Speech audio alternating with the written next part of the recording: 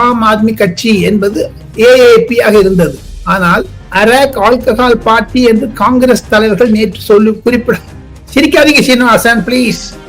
டில்லியில் முந்தும் மோடியின் படை.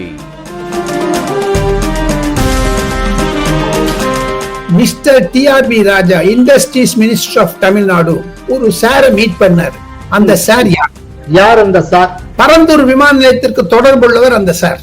நீங்க என்ன அதானியை சொல்றீங்களா? பிஜேபியின் அடுத்த தலைவர் Manohar Lal cutter. Kolahalas TV YouTube channel, இது வாய்மையின் எக்காலம்.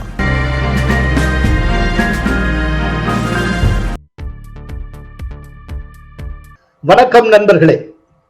பத்திரிகை உலக ஜாம்பவான் டெல்லியார் ராஜகோபாலன் காணொளி மூலம் நம்மோடு இணைந்திருக்கிறார். வணக்கம் ராஜகோபாலன். நமஸ்காரம் சீனிவாசன். நமஸ்காரம் நமஸ்காரம் நமஸ்காரம் நமஸ்காரம். சார், உங்களுடைய க்ளோஸ் ஃப்ரெண்டு பிஜேபியினுடைய அகில இந்திய தலைவர் ஜே.பி. நட்டா அகில இந்திய தலைவர் பொறுப்பிலிருந்து விடைபெற்றுக் கொள்ள இருக்கிறார். Yes sir. இப்போ $1,000,000 கொஸ்டின், புதிய தலைவர் யார்? இது சம்பந்தமாக ஏதாவது ஸ்கூப் நியூஸ் உண்டா சார்? கண்டிப்பாக கண்டிப்பாக. நட்டா அவர்களுடைய பதவி காலம் முடிந்து 4 மாதங்கள் ஆகிவிட்டது. ஆனால் பாரதிய ஜனதா கட்சிக்கு நட்டாவுக்கு அடுத்ததாக தேர்ந்தெடுக்கக்கூடிய ஒரு புதிய தலைவர் என்பவர் 3 பெயர்கள் ஓடி வந்து வருகின்றன, டெல்லியில் உலா வருகின்றன. மனோகர் லால் கட்டர் என்ற பெயர் ஹரியானாவின் முன்னாள் முதலமைச்சர். அவர் நரேந்திர மோடிக்கு மிக மிக மிக நெருக்கமானவர், அமித்ஷாவிற்கு ஈக்குவலாக. அவருடைய பெயர் முதன்மையாக இருக்கிறது. 2வது பெயர் பூபேந்திர யாதவ். அவர் ராஜஸ்தான்காரர். ஆனால் ஹரியானா, ராஜஸ்தான் மற்றும் மத்திய பிரதேசம் போன்ற இடங்களில், ஏன் மகாராஷ்டிராவில் மாபெரும் வெற்றி அடைந்தது பூபேந்திர யாதவனுடைய முயற்சியால் தான். அவருக்கு இருக்கக்கூடிய அவரை குட்டி அமித்ஷா என்று சொல்லுகிறார்கள். 3வதாக தர்மேந்திர பிரதான். தர்மேந்திர பிரதான் என்பவர் ஒடிசா மாநிலத்தை சேர்ந்தவர். ஒடிசாவில் நன்றாக ஆட்சியை திரும்பி கொண்டு வந்ததனாலும் நரேந்திர மோடி ஒடிசாவில் முக்கியத்துவம் தந்த காரணம், மாபெரும் வெற்றி கிடைத்த பிறகு அங்கு உலக இந்தியர்களுடைய மகாநாடு, பிரவாசி பாரத் என்ற மகாநாடு நடந்தது. போதாத குறைக்கு டைரக்டர்ஸ் ஜெனரல் ஆஃப் கான்ஃபரன்ஸ் நடந்தது ஒடிசாவில், போலீஸுடைய கான்ஃபரன்ஸ். 4வதாக இன்கம் டாக்ஸ் கமிஷனர்ஸ் கான்ஃபரன்ஸ் நடக்க இருக்கிறது அடுத்த மாதம். ஆக மொத்தம் பாஜகவுடைய தாற்பயம், வெற்றி பெற்ற இடத்தில் மீண்டும் மீண்டும் மீண்டும் அவர்கள் ஒரு அங்கு பொதுக்கூட்டம் மற்றும் ஏவன் டொனால்ட் ட்ரம்ப் கூட ஏப்ரல் மாதத்தில் புவனேஸ்வர் தான் வர இருக்கிறார் குவாட் சம்மேளனத்திற்கு என்று சொல்லுகிறார்கள். சோ இந்த 3 பெயர் தான் அடிபடுகிறது. 1 மனோகர் லால் கட்டர், 2வது பூபேந்திர யாதவ், 3வது தர்மேந்திர பிரதான். ஆனால் நரேந்திர மோடியினுடைய எண்ண அலைகள் ஒரு பெண்மணியை வைக்க வேண்டும் தலைவராக என்று தான் ஆசை. ஓபிசி கம்யூனிட்டி சேர்ந்தவர்கள் என்று. காரணம் என்ன என்று கேட்டார் சீனிவாசன். தேர்ந்தெடுக்கக்கூடிய தலைவர் 2026 பொது தேர்தலுக்கு, 2029 பொது தேர்தலுக்கும், 2026 வரக்கூடிய 5 மாநில தேர்தலுக்கும் தயாராக வேண்டும். தமிழ்நாடு, மேற்கு வங்காளம், கேரளா, பஞ்சாப் போன்ற இடங்களில் எல்லாம். பஞ்சாப்ல 27 வருது. சோ இதெல்லாம் வச்சு மனசுல வச்சுதான் பண்ணணும். நான் சொன்னது 360 டிகிரிஸுக்கு இருக்கக்கூடிய அலசல்கள். இது பல முக்கிய தலைவர்கள் மனதில் ஓடிக்கொண்டு இருக்கக்கூடிய எண்ண அலைகள். இதுதான் சீனிவாசன். சுருக்கமாக சொல்ல போனால் இந்த 3 தான் முக்கிய காரணங்கள். சார், இப்போ உங்களுடைய டெல்லியில மாநில சட்டப்பேரவை தேர்தல் நெருங்கி கொண்டிருக்கிறது. பிப்ரவரி 5ஆம் தேதி தேர்தல், 8ஆம் தேதி ரிசல்ட். தேர்தல் களம் அப்படியே சூடு பறந்துட்டு இருக்கும்னு நினைக்கிறேன். களம் எப்படி இருக்கிறது? பிஜேபியில உங்களுக்கு நிறைய சோர்சஸ் உண்டு. பிஜேபி சார்பில் ஏதேனும் இன்டர்னல் சர்வே எடுத்தாங்களா? அப்படி எடுத்திருந்தால் அந்த சர்வே சொல்லக்கூடிய ரிசல்ட் என்ன? டெல்லி என்பது மிக மிக மிக கடினமான தேர்தல். புழுகுனுடைய மூட்டை. பொய் சொல்வது என்றால் அதற்கு உயரம் என்ன என்று கேட்டால் அரவிந்த் கெஜ்ரிவாலுடைய உயரம் தான். புழுகு மூட்டை தான் அவர்.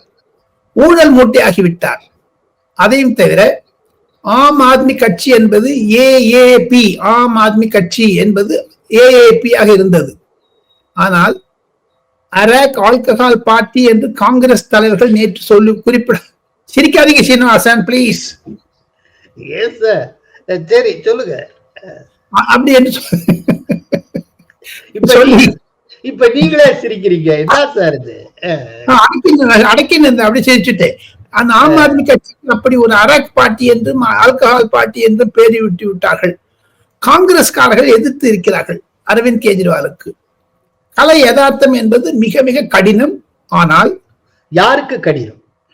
இரண்டு பாஜகவிற்கும் ஆம் ஆத்மி கட்சி இரண்டு பேருக்குமே கடினம். காங்கிரஸ் அந்த போட்டியில் இல்லவே இல்லை. போட்டியில் இல்ல. அப்படின்னா இவங்க ரெண்டு பேருக்கு இடையில நெக்கா ரேஸா? நெக்கா ரேட்டு பிஜேபிக்கு எட்ஜ் இருக்குதுங்க. எட்ஜ் இருக்கு. Okay right. 36 சென்டர் பாயிண்ட் இருந்தா கூட 40 வருதுன்னு வச்சுங்க. பிஜேபிக்கு 40 எட்டி பார்க்கிறார்கள். இன்டர்னல் சர்வேயில் 55 எதிர்பார்க்கிறார்கள். ஆனா 40 முடியும் என்று தான் சொல்லுகிறார்கள். கள நிலவரம் இப்பொழுது பிஜேபிக்கு சாதகமாக இருக்கிறது.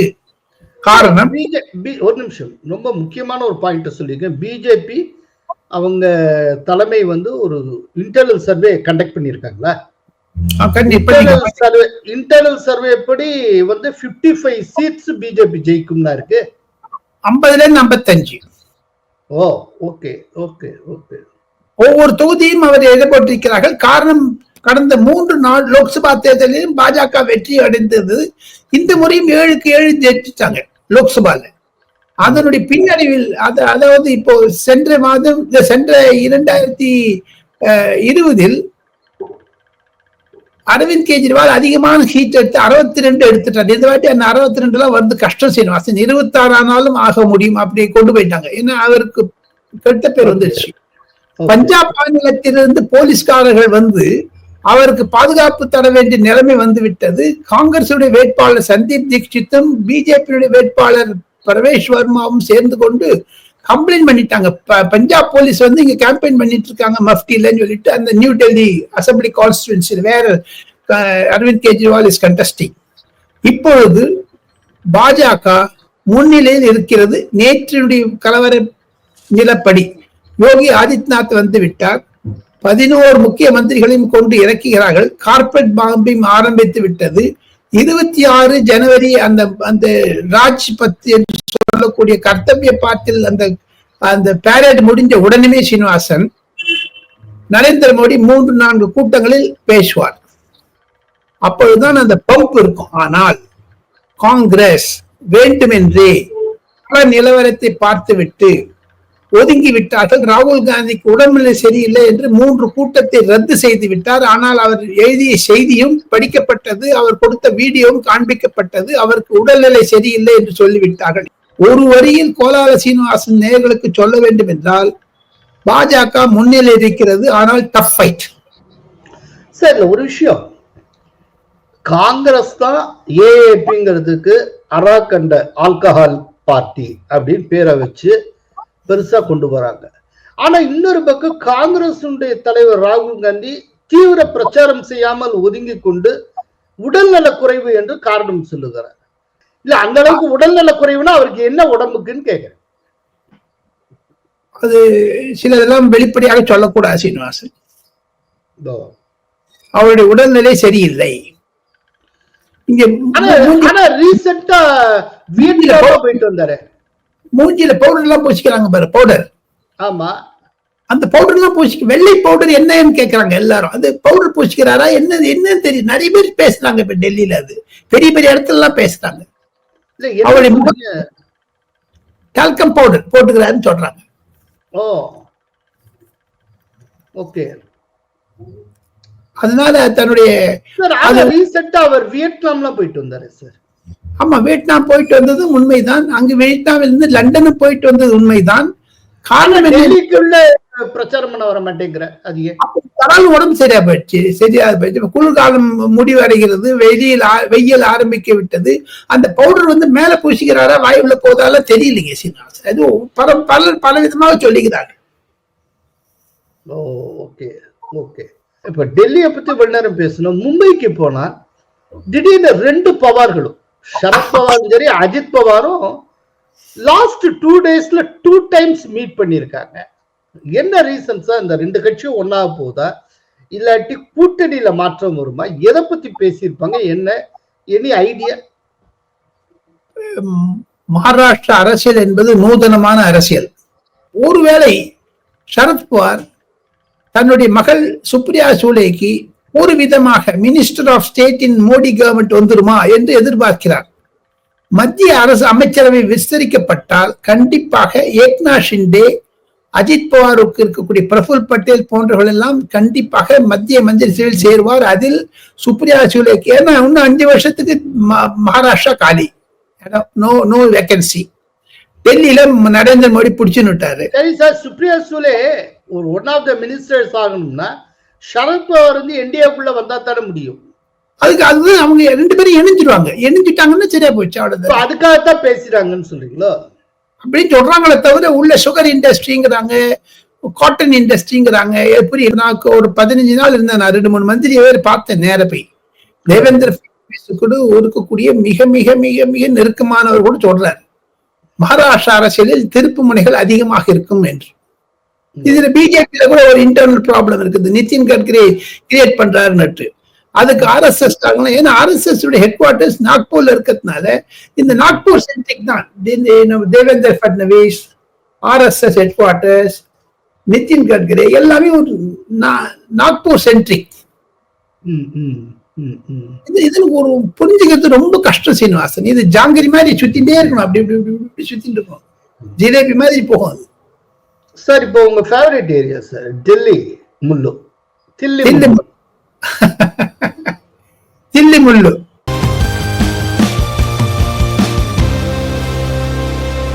நரேந்திர மோடி 1974, 75, 76 இந்த 3 வருடங்களில் டெல்லியில் பதுங்கி இருந்தார். அவசர கால நிலைமைக்கு, எமர்ஜென்சிக்கு இருந்தது போது குஜராத்தில் இருந்து அவர் எப்படி இங்கு வந்தார் என்பதை சிலர் எனக்கு வர்ணித்தார்கள். அதை நரேந்திர மோடி பொதுக்கூட்டத்தில் பேசியிருக்கிறார். டெல்லியில் சீனிவாசன், அசோக் நகர் என்று ஒரு இடம் இருக்கிறது. அங்குதான் பாரதிய ஜனதா கட்சியினுடைய அடித்தளமாக இருந்தது. 1975, 76, 77 VK மல்ஹோத்ரா அவருடைய தொகுதியாகவும் அது முக்கியமான ஒரு பகுதியாக இருந்தது அசோக் நகர். அந்த அசோக் நகருடைய ஒரு அண்டர் கிரவுண்ட்ல, பேஸ்மெண்ட்ல தான் ஒளிந்து கொண்டிருந்ததாக நரேந்திர மோடி பொதுக்கூட்டத்தில் பேசியிருக்கிறார் சென்ற வாரம். आज अशोक विहार में आते ही बहुत सारी पुरानी यादें ताजा होना बहुत स्वाभाविक है। आप में से शायद कुछ लोगों को पता होगा, जब आपातकाल का समय था, देश इंदिरा गांधी के तानाशाही रवैये के खिलाफ लड़ाई लड़ रहा था, इमरजेंसी के खिलाफ एक लड़ाई चल रही थी। उस समय मेरे जैसे बहुत साथी अंडरग्राउंड मूवमेंट का हिस्सा थे और उस समय ये अशोक विहार मेरा रहने का स्थान हुआ करता था। அந்த அசோக் நகருக்கு நான் பல முறை நரேந்திர மோடியை பொதுச் செயலரான பிறகு 20 வருடங்களுக்கு பிறகு 1996, 97, 2000 கூட எந்த இடத்தில் இருந்தாரோ அசோக் நகரில் அவர் குடியிருந்தார். 3 ரூம் இருக்கு. அந்த 3 பெட்ரூம் இதுல அது பாஜகவினுடைய ஒரு கிளை அலுவலகமாகவும் இருந்தது, அசோக் நகர் கிளை ஆபீஸாக. அந்த இடத்தில் நான் பல முறை சந்தித்திருக்கிறேன்.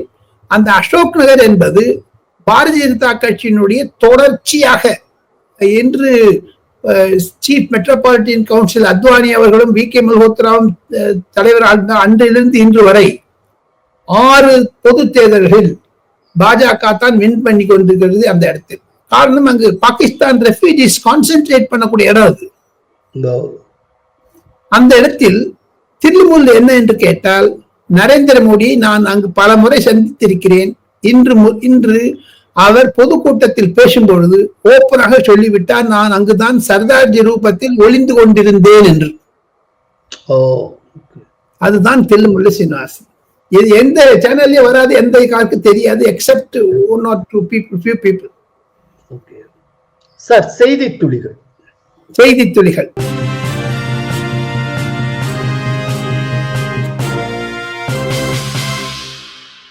மிக மிக ருசிகரமான செய்தித்துளிகள். செய்தித்துளி 1, லாலு யாதவ் தீவிர அரசியலிருந்து ஓய்வு பெற்று விட்டார். அவருடைய ராஷ்டிரிய ஜனதா தள் என்று சொல்லக்கூடிய மாநில கட்சியினுடைய பொதுக்குழு கூட்டம் சென்ற மாதம் டிசம்பர் பாட்னாவில் நடந்தது. அதில் 2026 முதலமைச்சருடைய முகம் தேஜஸ்வி யாதவ் என்று முடிவு செய்து விட்டார்கள். அதில் லாலு யாதவ் ஒரு கோஷத்தை கொடுத்தார், மீண்டும் ஆர்ஜேடி ஆட்சி என்று சொன்னதை தவிர நிதிஷ்குமாருக்கு அழைப்பு விடுகிறேன் என்று சொல்லி அப்படியே விட்டுட்டார். ஆனா நிதிஷ்குமார் வரமாட்டேன்னு சொல்லிட்டார். இது ஆக மொத்தம் பீகார் அரசியலில் ஒரு நூதனமான முயற்சி ஆரம்பித்து வருகிறது சீனிவாசன். அதுதான் செய்தித்துளி. செய்தித்துளி 2,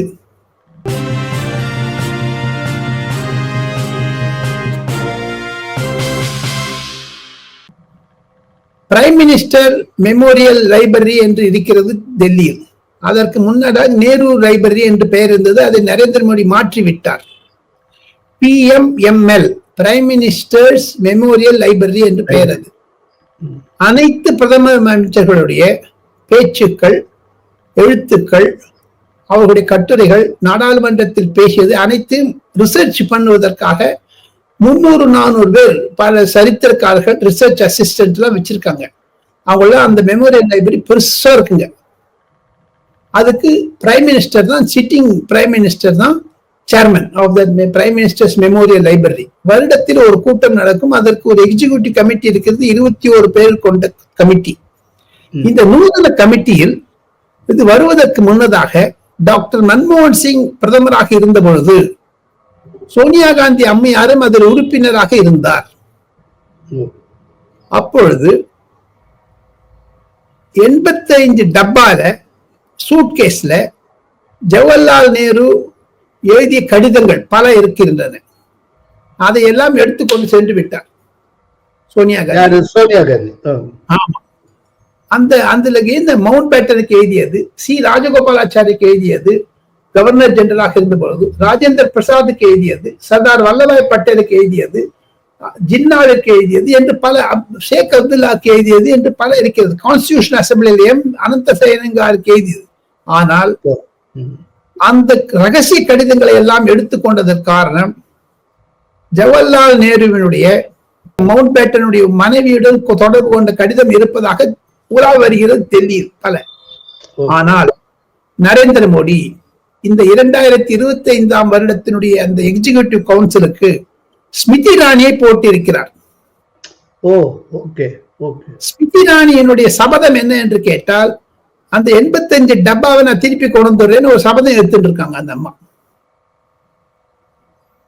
சோ ஆக மொத்தம் டெல்லியில் பரவலாக கிசுகிசுக்கள் பேசப்படுவது இதுதான். அதுதான் செய்தி துளி சீனிவாசன். ஸ்மிருதி இரானி ஏன் மீண்டும் அவருக்கு என்கரேஜ் பண்றாங்களா பாஜக தலைமை என்பதுதான் ஒரு யதார்த்தம். அவர் ஒதுக்கி வைக்கப்பட்டிருந்தாலும் மீண்டும் இன்று அவர் டாவோஸில் இருக்கிறார்கள். டாவோஸிற்கு மத்திய பாஜக அனுப்பி வைத்திருக்கிறார்கள். காரணம், ஸ்மிருதி இரானியை மீண்டும் உபயோகித்துக் கொள்ள வேண்டும் பார்ட்டியினுடைய ஒர்க்கர்ஸ் லெவல்ல அப்படின்னு சொல்லி இந்த சோனியா காந்திக்கு டிட் ஃபார் டாட் கொடுப்பதற்காகத்தான் இந்த அம்மாவை களம் இறக்கி இருக்கிறார்கள். செய்தி துளி 4,